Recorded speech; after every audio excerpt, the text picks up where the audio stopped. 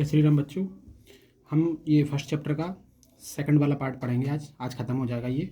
HCF 306 और 657 बराबर 9 दिया है, यानी कि HCF दिया है ये दो संख्याओं का, ये दो नंबर हैं और इनका HCF दिया है 9। तो अपन को इनका LCM निकालना है इन दोनों संख्याओं का। तो चूँकि हमने अभी पिछली उसमें जाँच की थी ना, उसमें हमने पढ़ा था कि LCM इंटू HCF बराबर होता है संख्याओं का गुणनफल या प्रोडक्ट ऑफ टू नंबर, संख्याओं का दो संख्याओं का गुणनफल। ठीक है ना, मोस्ट इंपॉर्टेंट है ये, 100% आने के चांस रहते हैं इसके। तो LCM कितना दिया हमें, LCM हमें फाइंड आउट करना है। HCF कितना दिया हमें, 9 दिया है। तो दो संख्या कौन कौन सी दी हैं, 306 और 657, यानी 306 और 657, ये अपन को टू नंबर दिया है। LCM बराबर अपन क्या करेंगे, 306 और 657 जैसे ये जैसा रहेगा, और ये इधर मल्टीप्लाई में ना, इधर आएगा तो काय में आ जाएगा, बटे में आ जाएगा।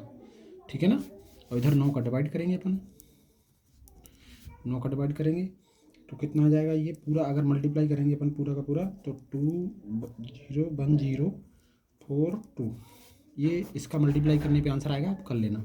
ठीक है ना, या फिर आप डायरेक्ट भी इसका 9 का डिवाइड कर सकते हो इसमें, फिर मल्टीप्लाई कर लेना तो भी सरल पड़ जाएगा आपको। अगर आप ऐसे करोगे तो भी आ जाएगा आंसर। क्लियर है ना। LCM इक्वल टू कितना आ जाएगा, 22338, ये अपना आंसर आ जाएगा। इसका डिवाइड देंगे तो ये अपना बिल्कुल सिंपल और मोस्ट इंपॉर्टेंट क्वेश्चन है। इस क्वेश्चन को जरूर से जरूर लगा लेना, मतलब 2 नंबर या 3 नंबर में आने के इसके फुल चांस हैं। बस अब मैं आपको एक लास्ट क्वेश्चन और बताऊंगा, जो क्वेश्चन इस चैप्टर में है आने लायक जो है। ठीक है ना, आपने अगर पिछली क्लास नहीं देखी है तो आप पिछली क्लास जरूर से ज़रूर देख लेना, जिससे आप लोगों को जो भी डाउट है ना वो पूरे डाउट क्लियर हो जाएंगे। ठीक है ना, √5 वाला, √5 एक अपरमेय संख्या है, ये अपन को सिद्ध करना है। कैसी संख्या है, अपरमेय संख्या को इर्रेशनल नंबर बोलते हैं, अगर इंग्लिश में अपन बोलते हैं तो इर्रेशनल नंबर। तो ये अपन को प्रूफ करना है कि √5 एक अपरमेय संख्या है। तो इसके लिए, इसको प्रूफ करने के लिए हमें मानना पड़ता है, पहले माना √5 एक परमेय संख्या है, उल्टा मान। इसके लिए अपन क्या करते हैं, उल्टा कर लेते हैं, है ना, उल्टा मान लेते हैं कि परमेय संख्या है। फिर अपन इसको अपरमेय सिद्ध करना है, तो अपन ने मान लिया, मान लो अपरमेय नहीं है, कौन सी है, परमेय संख्या होगी तो इसको P/Q के रूप में लिख सकते हैं अपन, या A/B के रूप में लिख सकते हैं अपन। मतलब परमेय संख्या भी संख्याएं होती हैं जिनको अपन बटे के रूप में लिख सकते हैं, जिनको अपन काय के रूप में लिख सकते हैं, बटे के रूप में लिख सकते हैं। तो A/B के रूप में अपन को यहाँ पे ये सिद्ध करना है कि अगर ये A/B के रूप में लिखी है, जैसे कि 5/6, तो 5/6 एक अपरमेय संख्या है। लेकिन अगर मैं बात करूँ 10/15, तो ये अपरमेय संख्या नहीं है। क्यों, ये परमेय संख्या नहीं है, क्यों, क्योंकि इसमें देखो 5 से कट रहा है, ये 5 दूनी 10 और 5 3 15। जो संख्या कट रही है, हाँ, 2/3 परमेय संख्या हो जाएगी। 2/3 कट नहीं रही है ना, तो ये परमेय संख्या हो जाएगी, यानी रेशनल नंबर हो जाएगा। ठीक है ना, 2/3 से ना ये कट गई, तो 2/3 परमेय संख्या नहीं है। अब परमेय संख्या है। अब यहाँ पे अपन को केवल बस ध्यान रखना, केवल बस अपन को ये सिद्ध करना है कि √5 जो है, √5 बराबर अपन A/B मान लेंगे, क्योंकि इसको परमेय संख्या बोल दिया, तो √5 बराबर A/B अपन ने मान लिया। क्लियर है ना। अब अपन ये सिद्ध करेंगे कि A के गुणा में भी एक संख्या आ रही है 5 या 2, और B के गुणा में भी एक संख्या आ रही है 5 या 2, जो भी संख्या है वो अपन सिद्ध कर देंगे। तो अपन बोल देंगे कि भैया ये परमेय की कंडीशन नहीं है, क्योंकि परमेय संख्या अगर ये होती तो इसके गुणा में 5 और इसके गुणा में भी 5 नहीं आना चाहिए था। यही अपन प्रूफ करेंगे। देखते हैं क्या करते हैं। इधर दोनों साइड पर वर्क करने पर तो अपन यहाँ पर लिख देंगे दोनों पक्षों का वर्ग करने पर। दोनों पक्षों का वर्ग कैसे करेंगे, √5 का होल स्क्वायर बराबर A²/B², दोनों साइड का वर्ग कर दिया। अब √5 का करेंगे तो क्या आ जाएगा, 5, तो ये क्या हो जाएगा, A²/B²। तो यहाँ से B² बराबर क्या आ गया, 5B² बराबर आ गया A²। ठीक है ना, A² आ गया, 5 का 20 से गुणा हो गया। तो इधर अपन देख लो, इधर ये दोनों संख्याएं बराबर है आपस में। इधर अगर 5 है तो A² के गुणा में भी 5 होगा कि नहीं होगा। इधर अगर 5 है तो इधर भी A² के गुणा में 5 होगा कि नहीं होगा। क्यों, क्योंकि इधर 5 तो इधर 5, क्योंकि ये बराबर है। तो यहाँ लिखेंगे, यहाँ A² 5 से विभाज्य, कितने से, 5 से विभाज्य है, तब A भी 5 से विभाज्य होगी, 5 से विभाज्य होगी। अब ए बराबर अपन मान लेंगे, ए अगर 5 से विभाज्य तो अपन मान लेंगे कि ए में 5 है। देखो यहाँ पे ए स्क्वायर 5 से कट रहा है, क्योंकि इधर 5 तो इधर भी 5, ए के अंदर 5 होगा। तो अगर ए स्क्वायर 5 से कट रहा है तो ए भी 5 से कट रहा होगा। अगर ए 5 से कट रहा है मतलब ए के अंदर कोई 5 संख्या है और कोई और संख्या है, तो वो अपन ने के मान लिया, ठीक है ना। अपन ने क्या मान लिया, के मान लिया, ठीक है। अब अपन क्या करेंगे, इस यहाँ पे ए का जो समीकरण 1 से इसका स्क्वायर कर देंगे दोनों साइड, इधर अगले वाले स्टेप में कर दो, ए स्क्वायर बराबर 5k का होल स्क्वायर, ठीक है ना। तो ए स्क्वायर बराबर कितना आ जाएगा, 5 पंजे 25 के का होल स्क्वायर, ठीक है ना। क्लियर है कि नहीं। अब ए स्क्वायर का मान रख देंगे अपन, ए स्क्वायर का मान कितना है 5b स्क्वायर बराबर 25k स्क्वायर, ये कट गया 5 पंजे 25, तो बी स्क्वायर बराबर कितना आ गया 5k स्क्वायर। क्लियर है, बी स्क्वायर बराबर कितना आ गया 5k स्क्वायर। अब देखो यहाँ पे ए स्क्वायर इधर इसके बराबर में 5b स्क्वायर था, इधर बी स्क्वायर के बराबर में 5k स्क्वायर है, मतलब इधर 5 है तो इधर बी में भी 5 होगा, इधर 5 है तो इधर ए में भी 5 होगा, मतलब ए के अंदर भी 5 और बी के अंदर भी 5। तो मैं इधर आपको बताया था, ये मैंने आप लोगों को कि ए में 5 और बी में अगर दोनों में 5 आ जाए तो ये परमेय संख्या नहीं होती। फिर अपन ने माना है ना जो परमेय संख्या, ये गलत माना फिर, तो फिर ये परमेय नहीं होगी तो कैसी होगी परमेय, बस यही शुद्ध हो गया। तो अभी अपन को यहाँ पे क्या लिखना है, यहाँ पे लिखना है यहाँ बी स्क्वायर 5 से विभाज्य है, 5 से विभाज्य है, तब बी भी 5 से विभाज्य होगी। अब अगर बी 5 से विभाज्य होगी ना तो हम लिख देंगे अब ए तथा बी का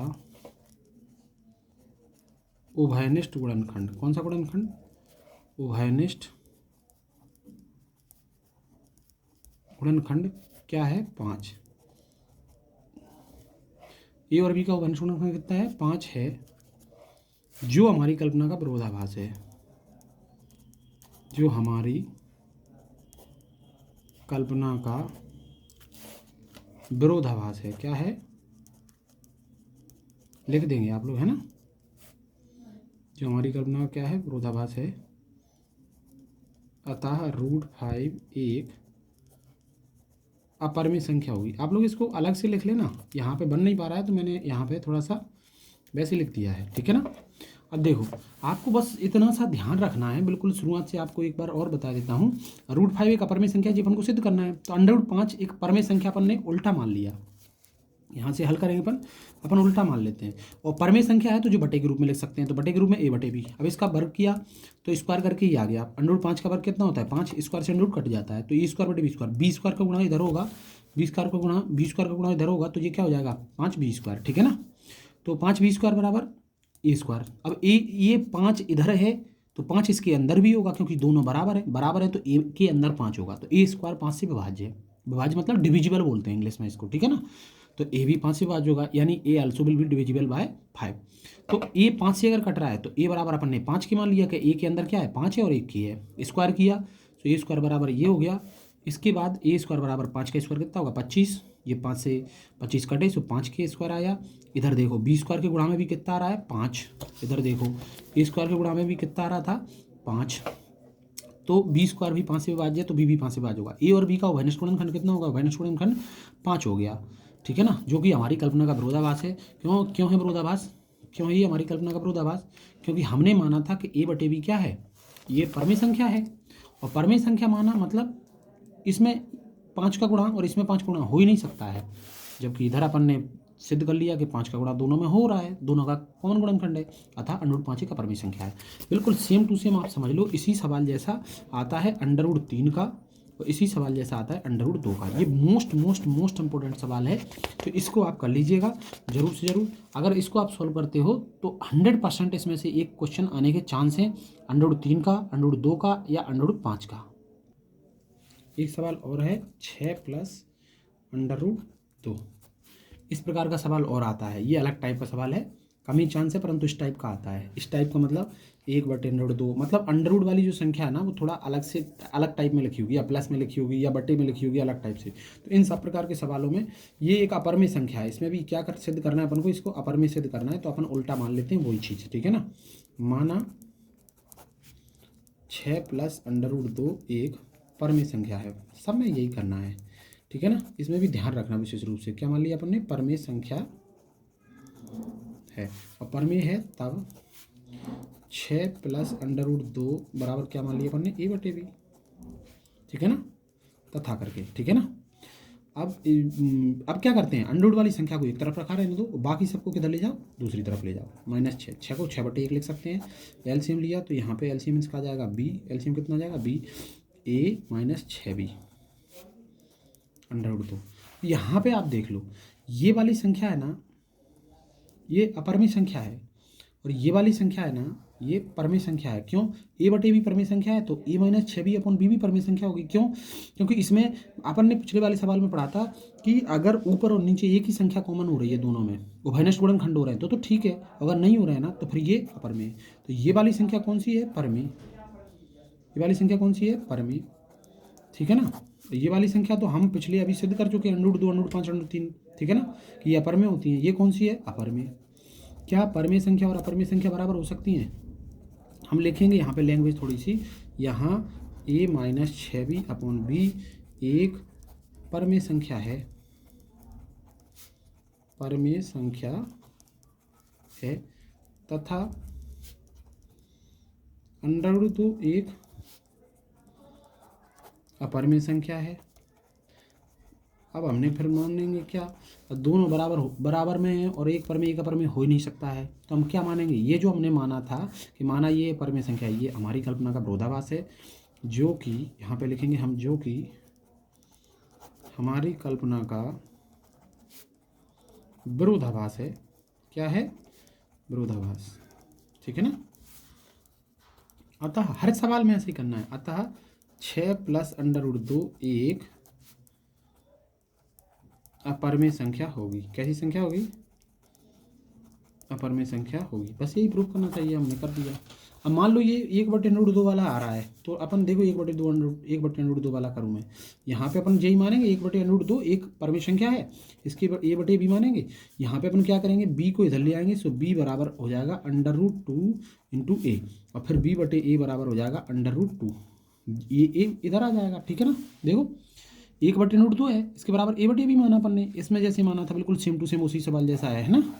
और बस b का गुणा 1 में किया, सो b आ गया, √2 का a में किया, √2a, और √2 मैंने बताया था, √2 वाली संख्या को अलग करना है अपन को, तो √2 वाली संख्या अपन ने अलग कर ली और b/a अलग हो गया। तो यहाँ पे ये परमेय संख्या हो गई, और ये कैसी अपरमेय संख्या, जो कि हमारी कल्पना का विरोधाभास है।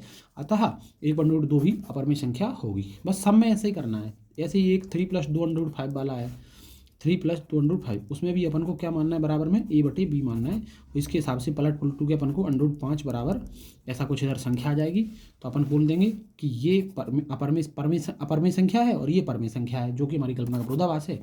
अतः ये वाली संख्या अपरमेय संख्या होगी। सब में ऐसे ही सिद्ध करना है, ठीक है ना बच्चों। तो ये फर्स्ट चैप्टर अपना पूरा कंप्लीट है। अगर आप इसको अच्छे से लगा लेते हो, एग्जाम पेपर में आने के 100 में से 100% चांस है, अगर आप इनको अच्छे से कर लेते हो। अगर आपने पिछला वीडियो नहीं देखा तो पिछला वीडियो भी जरूर देखना, और इस वीडियो को, ये दोनों वीडियो में आपका फर्स्ट चैप्टर क्लियर हो जाएगा। आपके 5 नंबर 6 नंबर जितने का भी आ रहा है वो आपका 100% क्लियर हो जाएगा।